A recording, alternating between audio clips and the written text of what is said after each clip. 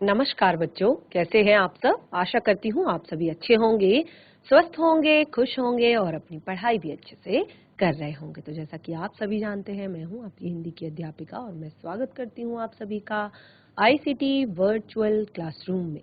और आज हम यहाँ पर एकत्रित हुए हैं पढ़ने के लिए क्लास 10th की हिंदी। क्लास 10th की हिंदी में हम पिछले कुछ सेशन से पढ़ रहे थे वाच्य, और वाच्य में हमने सारी चीजें यहाँ पर क्लियर कर ली हैं। वाच्य की परिभाषा, वाच्य के भेद और वाच्य परिवर्तन। और वाच्य परिवर्तन संबंधी बहुत सारे प्रश्न भी हमने यहाँ पर कर लिए हैं। इसमें हमने आप लोग को होमवर्क भी बहुत ज्यादा यहाँ पर दिया था। बहुत सारे मैंने आप लोगों को यहाँ पर वाक्य दिए हैं जिनका आपने वाक्य परिवर्तन करना है। तो आप ये इस होमवर्क को करें, वाच्य परिवर्तन करें, प्रैक्टिस करते रहें घर पर। और ये टॉपिक आपका बहुत ज्यादा महत्वपूर्ण है, तो इसको कोई भी दिक्कत आती है, कोई भी डाउट होता है, कहीं पर आपको कोई चीज समझ में नहीं आ रही है, तो आप अपने सारे डाउट्स क्लियर कर सकते हैं। आज हम हिंदी व्याकरण में अपना नया टॉपिक शुरू करने जा रहे हैं, जिसका नाम है पद परिचय। पद परिचय अर्थात जब हम किसी शब्द को, देखिए हमने सबसे पहले यहाँ पर भाषा के विषय में पढ़ा, लिपि के विषय में पढ़ा, ध्वनियों के विषय में पढ़ा, उसके बाद हमने व्याकरण की बात की। तो हमने कहा कि व्याकरण में हम तीन चीजों के बारे में पढ़ते हैं, यानी कि व्याकरण के जो प्रमुख अंग हैं वो तीन चीजें हैं: वर्ण, शब्द और वाक्य। वर्ण, शब्द और वाक्य। तो पहले हम वर्णों के विषय में पढ़ते हैं, वर्णों का उच्चारण, वर्णों का मेल किस तरह से किया जाता है और वर्णों के भेद। उसके बाद वर्णों का जो सार्थक मेल होता है उसी से शब्द बनता है। तो हम शब्द के विषय में पढ़ते हैं कि शब्द कितने प्रकार के होते हैं, शब्दों की उत्पत्ति कैसे होती है, शब्दों की बनावट क्या है, रचना क्या है, और ये सारी चीजें हम इसमें पढ़ते हैं। उसके बाद आते हैं हम वाक्य में, यानी कि जब शब्दों का सार्थक मेल, जब हम शब्दों को सार्थक रूप में लिखते हैं तो वही वाक्य कहलाता है। तो जब शब्द किसी वाक्य में बंध जाते हैं, जब शब्द किसी वाक्य में प्रयुक्त होते हैं, तो वो एक व्याकरणिक नियमों से बंध जाते हैं। यानी कि आप अगर वहां पर किसी का नाम अगर आप लिख रहे हैं तो वो हो जाएगा संज्ञा। अगर आप जाता है, खाता है, सोती है, चलती है, गाती है शब्द प्रयोग करते हैं, वो होता है क्रिया। ठीक है। अगर आप वहां पर गेंद से खेल रहा है तो जो गेंद है वो आपका हो जाता है कर्म। ठीक है। से शब्द हो जाता है आपका परसर्ग। यानी कि एक एक शब्द जो वहां पर जो लिखा गया है वो आपका अलग अलग व्याकरणिक नियमों से बंध जाता है। उसका अलग अलग व्याकरणिक नियम होता है और इसी को फिर पद कहा जाता है। फिर जब ये व्याकरणिक नियमों से बन जाता है तो ये फिर शब्द नहीं, पद कहलाता है। और इसका ही पूर्ण रूप से परिचय देना कि अगर यहाँ पर सेंटेंस में सीता शब्द प्रयोग किया गया है, मोहन शब्द प्रयोग किया गया है, या वह शब्द प्रयोग किया गया है, तुम शब्द प्रयोग किया गया है, मैं शब्द प्रयोग किया गया है, तो क्या मीनिंग है इनका, यही हमने यहाँ पर सीखना होता है पद परिचय में। तो आज हम पढ़ने वाले हैं पद परिचय। तो बिल्कुल रेडी हो जाइए आप सभी, कॉपी पेन पेंसिल लेकर हम चलते हैं स्मार्ट बोर्ड की तरफ। शुरू करते हैं अपने आज का सेशन। बहुत ही ज्यादा महत्वपूर्ण टॉपिक है पद परिचय। अगर आपको एक बार पद परिचय समझ में आ जाता है तो आप काफी ज्यादा हद तक व्याकरण को समझ जाते हैं, क्योंकि पद परिचय में ही आपकी सारी चीजें, संज्ञा, सर्वनाम, क्रिया, विशेषण, अव्यय, संबंध बोधक, समुच्चय बोधक, ये सारी चीजें आपको यहाँ पर क्लियर हो जाती हैं। तो ये सारे टॉपिक्स ऐसा नहीं है कि आपके लिए नए हैं, आप काफी पहले से, यानी कि आप क्लास 1, 2, 3, 4 से लेके क्लास 9 तक ये सारी चीजें पढ़ते हुए आ रहे हैं। तो आज इनका रिवीजन भी यहाँ पर हो जाएगा और आपको पद परिचय भी समझ में आ जाएगा। तो हम चलते हैं स्मार्ट बोर्ड की तरफ, शुरू करते हैं अपने आज का सेशन। तो हमारा टॉपिक है पद परिचय। पद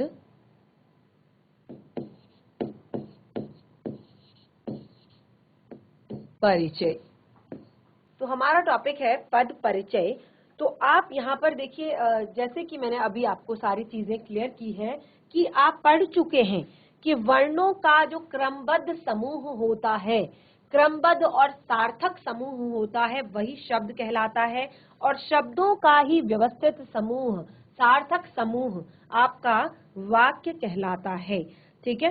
तो जब किसी भी वाक्य को हम, जब कोई भी वाक्य किसी भी वाक्य को, शब्द को हम वाक्य में प्रयोग करते हैं, यानी कि किसी भी शब्द को हम वाक्य में ले लेते हैं। जैसे मोहन पत्र लिखता है। तो जब हम किसी शब्द को वाक्य में प्रयुक्त करते हैं, अब हमने कहा शब्दों का सार्थक और व्यवस्थित समूह, शब्दों का सार्थक और व्यवस्थित समूह ही वाक्य कहलाता है। ठीक है, तो मोहन पत्र लिखता है, ऐसे हमने वाक्य को लिखा कि हमें क्लियर हो गया, बिल्कुल हमें समझ आ रहा है कि मोहन पत्र लिखता है। ठीक है, तो अब यहाँ पर जब ये शब्द किसी वाक्य में प्रयुक्त हो रहे हैं तो ये व्याकरणिक नियमों से बच जाते हैं और यही क्या कहलाते हैं? पद। अब ये शब्द नहीं, ये क्या कहलाते हैं? पद। ठीक है, तो ये पद आपको यहाँ पर क्लियर हो गया कि पद क्या होता है। ठीक है, अब ये पद तो क्लियर हो गया आपको कि अब जब शब्द किसी वाक्य में प्रयुक्त होता है तो वो पद कहलाता है, लेकिन अब ये पद परिचय क्या होता है? तो इन्हीं पदों का पूर्ण रूप से परिचय देना, इन्हीं पदों को पूर्ण रूप से एक्सप्लेन करना, पूर्ण रूप से समझाना कि ये क्या है, मोहन क्या है। संज्ञा, कौन सी संज्ञा है? व्यक्तिवाचक संज्ञा। ठीक है, कौन सी संज्ञा है? व्यक्तिवाचक संज्ञा। क्या है ये? पुल्लिंग। और वचन क्या है? एक वचन। ठीक है, तो इस तरह से ये इसका पूर्ण परिचय हुआ कि सबसे पहले हम बताएंगे जो मोहन शब्द वाक्य में प्रयुक्त हुआ है, मोहन का पद परिचय दीजिए। तो मोहन शब्द को आप सबसे पहले लिखेंगे संज्ञा, संज्ञा में आप लिखेंगे व्यक्तिवाचक संज्ञा। अब देखिए आपको कैसे पता चलेगा कि व्यक्तिवाचक संज्ञा मैंने कैसे लिखा। ठीक है, ये तो आपको पता है पुल्लिंग क्योंकि वो मेल है। ठीक है, और एक वचन क्योंकि यहाँ पे सिंगल व्यक्ति, एक व्यक्ति के बारे में लिखा गया है। तो लेकिन व्यक्तिवाचक है ये कैसे पता चलेगा? इसके लिए आपको संज्ञा के भेद क्लियर होने चाहिए। ठीक है, इसके लिए आपको संज्ञा के भेद आने चाहिए कि संज्ञा के कितने भेद होते हैं और कौन कौन सा भेद किस तरह विशेष होता है, कौन कौन से भेद में क्या विशेष होता है कि उसको व्यक्तिवाचक क्यों कहा जाता है या जातिवाचक क्यों कहा जाता है या समूहवाचक क्यों कहा जाता है। ठीक है, तो ये आपको क्लियर होना चाहिए। तो आगे बढ़ते हैं। हमने यहाँ पर कहा कि वाक्य में प्रयुक्त शब्द जब व्याकरणिक नियमों से बंध जाता है तो इसे पद कहा जाता है और इसी पद का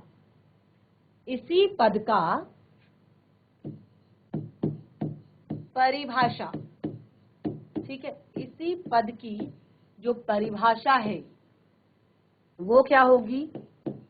किसी वाक्य में प्रयुक्त, किसी वाक्य में प्रयुक्त पदों का पूर्ण परिचय, किसी वाक्य में प्रयुक्त पदों का पूर्ण परिचय, पूर्ण व्याकरणिक परिचय। ठीक है, पूर्ण व्याकरणिक परिचय आप इसको लिखेंगे क्योंकि आप व्याकरणिक, जो व्याकरण में उसका जो नाम है, उसकी जो जगह है, उसका जो भेद है वो आप देंगे। ठीक है, तो आप इसको लिखेंगे पूर्ण व्याकरणिक परिचय।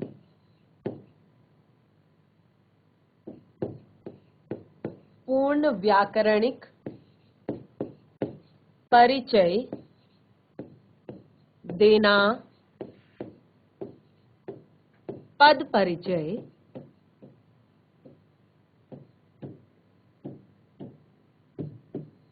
कहलाता है।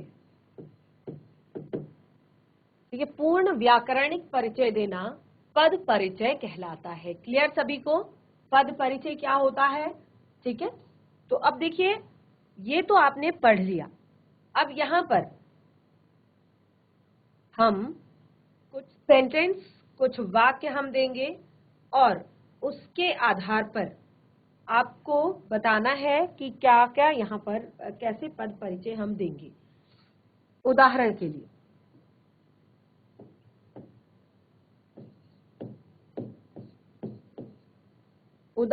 लिए, पिताजी बाजार जाएंगे।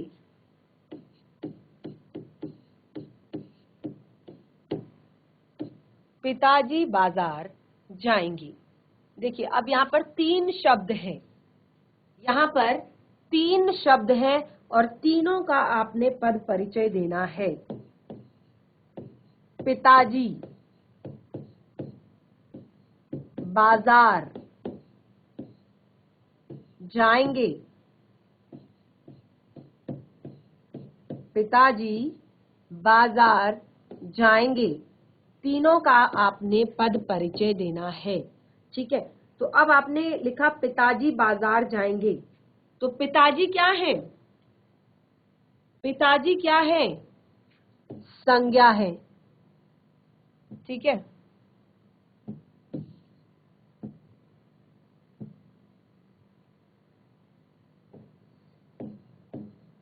पिताजी क्या है, संज्ञा है। कौन सी संज्ञा है, जाति वाचक संज्ञा। अब कैसे पता चला कि जातिवाचक संज्ञा है, कैसे पता चला, क्योंकि पिताजी बोलने से किसी एक व्यक्ति के पिताजी की बात यहाँ पर नहीं की जा रही है, ये संपूर्ण जाति का बोध आपको कराया जा रहा है। यहाँ पर संपूर्ण जाति का बोध आपको यहाँ पर कराया जा रहा है। तो यहाँ पर पिताजी कहकर किसी भी एक व्यक्ति के बारे में बात नहीं की जा रही है, यहाँ पर पिताजी कहकर संपूर्ण जाति का बोध कराया जा रहा है। तो संज्ञा है, और कौन सी संज्ञा है, जातिवाचक संज्ञा है। और देखिए पुल्लिंग है।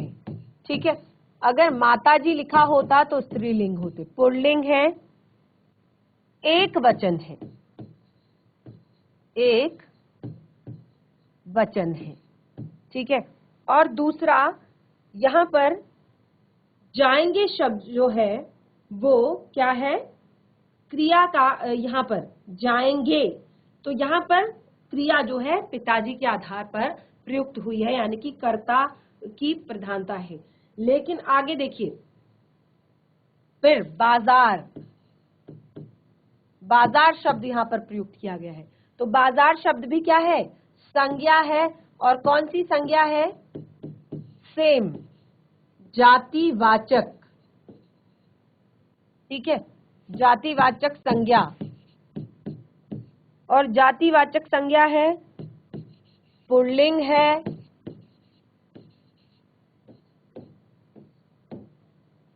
दूसरा एक वचन है,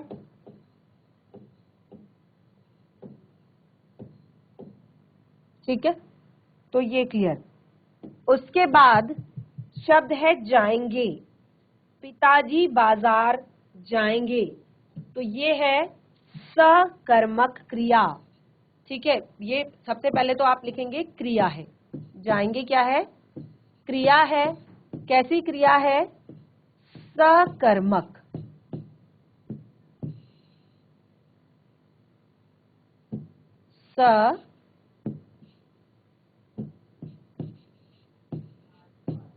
सकर्मक। ठीक है, सकर्मक क्रिया है।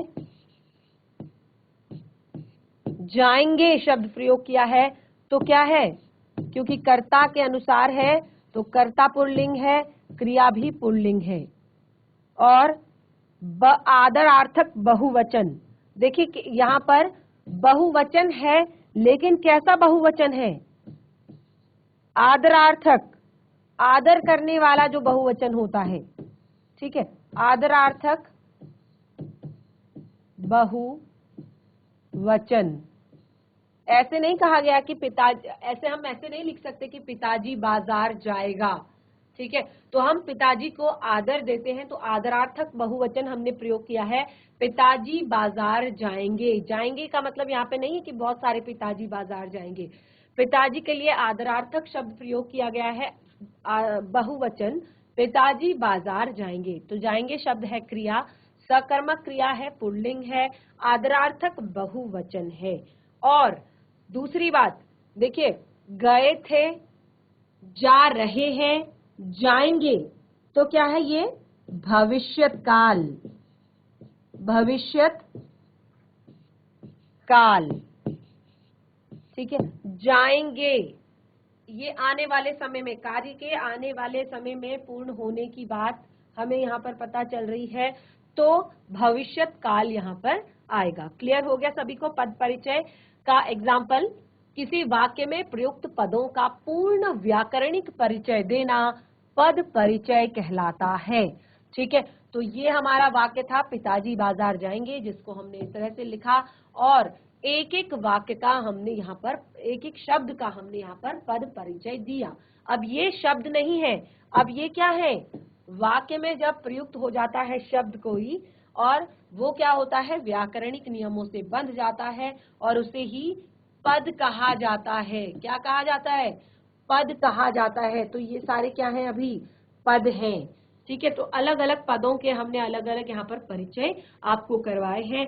तो अब देखिए, आप यहाँ पर पद परिचय देते वक्त आपको कुछ जरूरी चीजों का ध्यान रखना है, कुछ जरूरी बातों का ध्यान रखना है। अभी आपने यहाँ पर क्या देखा? इस एग्जाम्पल से आपको क्या समझ में आया? आपको समझ में आया कि सबसे पहले अगर आप संज्ञा शब्द का पद परिचय दे रहे हैं, अगर आप संज्ञा शब्द का पद परिचय दे रहे हैं, तो उसके लिए आपको संज्ञा के भेद, लिंग, वचन, कारक और क्रिया के साथ उसका संबंध क्लियर होना चाहिए। अगर आप सर्वनाम शब्द का पद परिचय दे रहे हैं, तो बिल्कुल सेम उसका आपको भेद, उसका लिंग, उसका पुरुष, वचन, कारक और क्रिया के साथ उसका संबंध क्लियर होना चाहिए। अगर आप विशेषण, क्योंकि यहाँ पर केवल 3 शब्द थे, वाक्य में केवल 3 पद थे, तो हमने यहाँ पर केवल 3 पदों का ही पद परिचय दिया। अगर वाक्य में बाकी पद भी होते हैं, जैसे विशेषण होती है, या क्रिया विशेषण होता है, या संबंध बोधक शब्द होते हैं, या समुच्चय बोधक शब्द होते हैं, या विषमयादि बोधक शब्द होते हैं, तो आपको उनके भी भेद, उनका भी वाच्य, उनके भी लिंग, उनके भी वचन, काल, कर्ता, कर्म, ये सारी चीजें आपको क्लियर होनी चाहिए। तो वे कौन कौन से पॉइंट्स हैं जो आपको क्लियर होने चाहिए, वो हम एक बार यहाँ पर लिख लेते हैं। सबसे पहले पद परिचय देते समय ध्यान रखने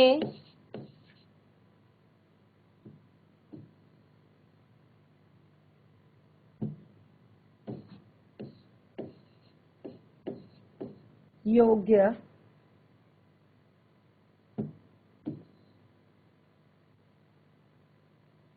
ध्यान रखने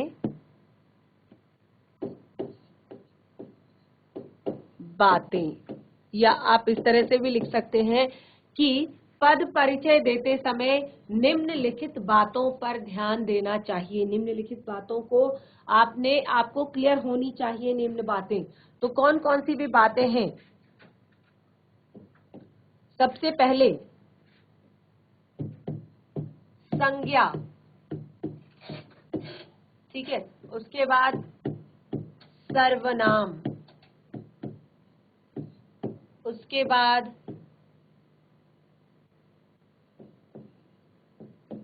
क्रिया,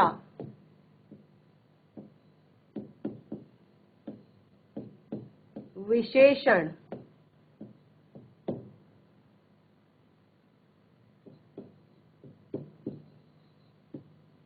क्रिया विशेषण,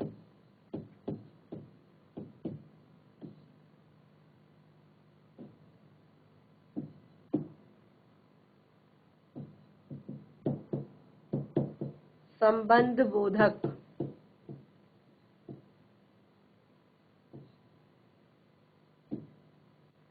सबसे पहले क्रिया के बारे में जान लेते हैं। अगर आपको पद परिचय में क्रिया शब्द, संज्ञा शब्द आपको मिलता है, ठीक है, तो संज्ञा शब्द के लिए आपको संज्ञा के भेद क्लियर होने चाहिए, लिंग क्लियर होना चाहिए,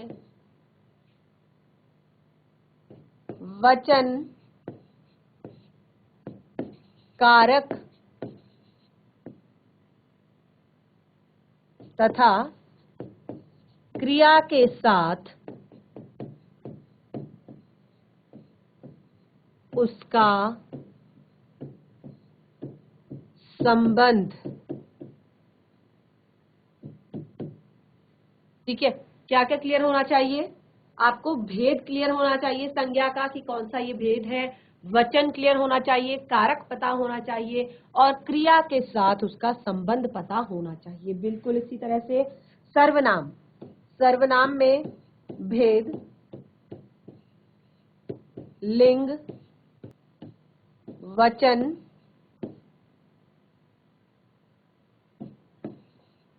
कारक, क्रिया के साथ उसका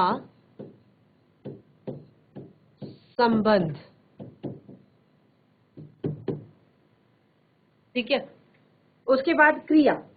क्रिया में आपको भेद तो जरूर पता होना चाहिए सबका, वाच्य पता होना चाहिए कौन सा वाच्य है, अर्थात क्रिया किसके बारे में बता रही है कि वाक्य में किसकी प्रधानता है।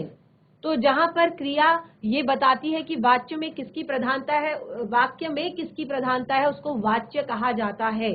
ठीक है, तो वाच्य बताना है, कर्म वाच्य है या कृत वाच्य है या भाव वाच्य है। तो इससे पहले हमने वाच्य ही टॉपिक अपना क्लियर किया है, तो आपको ये आपके लिए टफ नहीं होना चाहिए। लिंग, उसके बाद वचन, और लिंग और वचन जो है वो आपके या तो कर्ता के अनुसार होंगे या कर्म के अनुसार होंगे या भाव के अनुसार होगा, तो वो हमेशा एक वचन और पुल्लिंग ही होगी। ठीक है, काल, क्योंकि जो क्रिया होती है उसमें काल का बहुत ज्यादा मैटर करता है। जैसे हमने कहा जाएंगे, इससे पहले हमने एग्जाम्पल लिखा था जाएंगे, पिताजी बाजार जाएंगे। तो अगर पिताजी हम लिखते पिताजी बाजार गए थे तो भविष्य, ये भूतकाल की बात हो जाती। इसी तरह पिताजी बाजार जा रहे हैं या पिताजी बाजार से आ रहे हैं, तो ये आपका वर्तमान काल की बात हो जाती। अगर पिताजी बाजार गए होंगे या पिताजी बाजार जाएंगे, देखिए अलग अलग चीजें हैं, तो सबका अलग अलग काल यहाँ पर होगा। ठीक है, तो इसी तरह से, और दूसरा कर्ता और कर्म आपको यहाँ पर क्लियर करना होगा, क्योंकि क्रिया के बारे में बता रहे हैं, तो कर्ता कर्म भी आपको साथ में क्लियर करना होगा। विशेषण की बात आती है तो भेद तो आपको सबका ही बताना है, विशेषण के भेद। उसके बाद लिंग, उसके बाद वचन और उसके बाद विशेष्य। अर्थात विशेष्य क्या होता है? विशेष्य किसे कहते हैं? जिसकी विशेषता बताई जाती है उसे विशेष्य कहते हैं। यानी कि विशेषण का विशेष्य आपने लिखना है। जो भी विशेषण यहाँ पर शब्द दिया गया होगा आपके वाक्य में, तो आपको उसके विशेष्य को लिखना है कि यहाँ पर किसका विशेष्य, कौन इसका विशेष्य है या ये किसका विशेषण है। अगला आता है आपका क्रिया विशेषण। तो सेम क्रिया विशेषण के लिए आपको भेद क्लियर होने चाहिए, आपको क्रिया पता होनी चाहिए, आपको विशेष्य पता होना चाहिए। ठीक है, इसी तरह से संबंध बोधक। संबंध बोधक में आपको भेद, तो बच्चे आप किसी भी जगह पर भेदों से नहीं बच सकते। तो अगर आप संज्ञा पढ़ रहे हैं, सर्वनाम पढ़ रहे हैं, क्रिया पढ़ रहे हैं, विशेषण पढ़ रहे हैं, क्रिया विशेषण पढ़ रहे हैं, संबंध बोधक, समुच्चय बोधक, विस्मयादि बोधक, जो भी शब्द आप पढ़ रहे हैं आपको उन शब्दों के भेद जरूर क्लियर होने चाहिए। आपको संज्ञा के भेद क्लियर होने चाहिए, सर्वनाम के कितने भेद होते हैं, क्रिया के कितने भेद होते हैं, विशेषण के कितने भेद होते हैं। देखिए ये जो पद परिचय जो आपका टॉपिक है, इसको आपको पढ़ने के लिए आपको बहुत सारी चीजें क्लियर होनी चाहिए, तभी आप पद परिचय दे सकते हैं, वरना ये टॉपिक आपको बिल्कुल भी समझ में नहीं आएगा और ना ही आप इसको सॉल्व कर पाएंगे। आप बिल्कुल भी पद परिचय नहीं दे पाएंगे अगर आपको भेद या फिर आपको वाच्य या फिर आपको विशेष्य या फिर आपको काल या फिर ये सारी चीजें आपको पता नहीं होंगी तो। ठीक है, अगला आता है आपका संबंध बोधक। सो संबंध बोधक में भी सेम आपको भेद लिखना है, उसके बाद आपने संबंधित शब्द लिखना है या संबंधित वाक्य लिखना है। ठीक है, संबंधित वाक्य। उसके बाद आता है कि शब्दों आदि के साथ उसका वर्णन, शब्दों उसका वर्णन।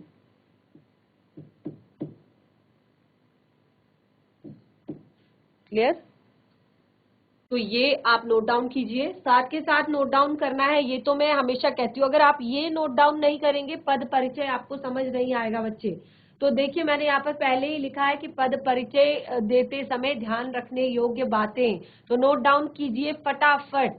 अभी तक जिसने नोट डाउन किया है ठीक है, फटाफट से नोट डाउन कीजिए। आगे बढ़ते हैं, अगला है हमने यहाँ पर कहा कि संज्ञा, सर्वनाम, क्रिया विशेषण, संबंध बोधक। उसके बाद आते हैं हमारे अगले दो टॉपिक्स, समुच्चय बोधक और विस्मयादि बोधक। समुच्चय बोधक और विस्मयादि बोधक। नंबर 7, समुच्चय बोधक और नंबर 8 विस्मयादि बोधक।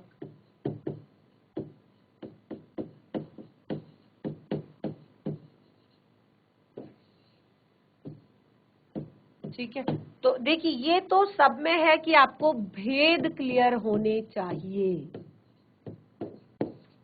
ठीक है, उसके बाद आपको योजित शब्द जो है वो पता होना चाहिए, योजक शब्द क्या है वो पता होना चाहिए। ठीक है, उसके बाद यहाँ पर विस्मयादि बोधक में भेद एवं जो भाव का उल्लेख है, यानी कि कौन सा भाव यहाँ पर प्रकट हो रहा है, भाव का उल्लेख,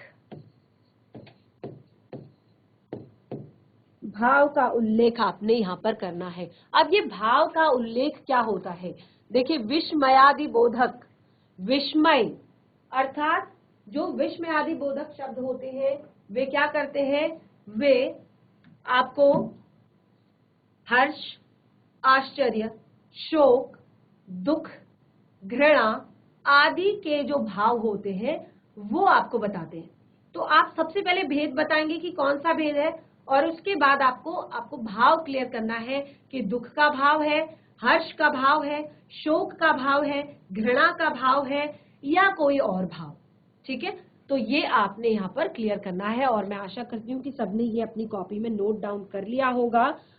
तो क्योंकि अब इसके बाद हमने बहुत सारे एग्जाम्पल्स, हर एक जो हमने यहाँ पर पॉइंट लिखा है उसके एग्जाम्पल हमें करने हैं, यानी कि संज्ञा शब्द से जुड़े हुए एग्जाम्पल हमने देने हैं, सर्वनाम शब्द का पद परिचय देकर हमने एग्जाम्पल्स लिखने हैं, उसी तरह से विशेषण शब्द का हमने पद परिचय देना है, क्रिया शब्द का पद परिचय देना है। तो टॉपिक काफी लेंदी है और काफी ज्यादा महत्वपूर्ण है, बहुत ही ज्यादा महत्वपूर्ण है।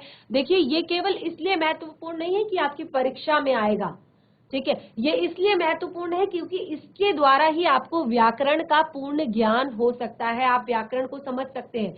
क्योंकि केवल और केवल पद परिचय पढ़ने के लिए आपको 8 टॉपिक्स को पढ़ना पड़ता है, 8 टॉपिक्स को समझना होता है। तो और जो इन 8 टॉपिक्स को समझ जाता है उसके लिए काफी इजी हो जाता है हिंदी व्याकरण। ठीक है, तो हम यहाँ पर पहला एग्जाम्पल लेंगे, कुछ एग्जाम्पल्स हम यहाँ पर लेंगे। तो पहला एग्जाम्पल हम लेंगे संज्ञा शब्द से। ठीक है, अब आपको यहाँ पर संज्ञा शब्दों का पद परिचय देना है, वाक्य लिखेंगे। देखिए जब आपके एग्जाम में आएगा उस टाइम आपको ऐसा नहीं बताया जाएगा कि आप अलग अलग आपको वाक्य दिए गए हैं और आपने उन अलग अलग वाक्यों का इसमें संज्ञा का देना है या इसमें सर्वनाम का, आपको एक पूरा सेंटेंस दिया जाएगा, आपको खुद छांटना है कि आप अंडरलाइन कर दिया जाएगा कि निम्न जो यहाँ पर रेखांकित जो वाक्य है शब्द है उनका पद परिचय दीजिए। तो स्वयं आपने देखना है कि संज्ञा है तो संज्ञा का पद परिचय देना है, सर्वनाम है तो उसका पद परिचय देना है, क्रिया है तो उसका पद परिचय देना है। तो इसलिए पहले हम यहाँ पर एक एक करके सबको क्लियर कर लेते हैं और उसके बाद हम फिर इस तरह का मिक्स एक वाक्य जो लेंगे उसको भी हम यहाँ पर क्लियर करेंगे। तो पहला एग्जाम्पल लेते हैं हम यहाँ पर संज्ञा का पद परिचय। संज्ञा का पद परिचय। संज्ञा का पद परिचय, संज्ञा शब्द का पद परिचय आपने यहाँ पर देना है। एक वाक्य लिखते हैं, रिया पुस्तक पढ़ती है। रिया पुस्तक पढ़ती है। देखिए रिया और पुस्तक दोनों ही संज्ञा हैं, रिया और पुस्तक दोनों ही संज्ञा है। तो आप इस तरह से इसको लिखेंगे, रिया और पुस्तक। चलिए पद परिचय दीजिए। सबसे पहले रिया, रिया क्या है?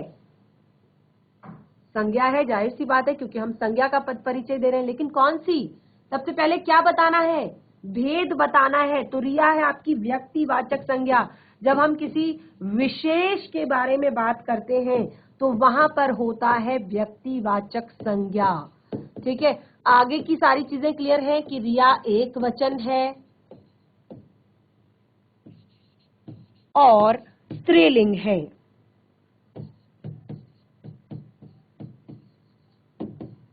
इसी तरह से पुस्तक शब्द का पद परिचय आप देंगे और बाकी चीजें हम अपना कंटिन्यू करेंगे नेक्स्ट सेशन में।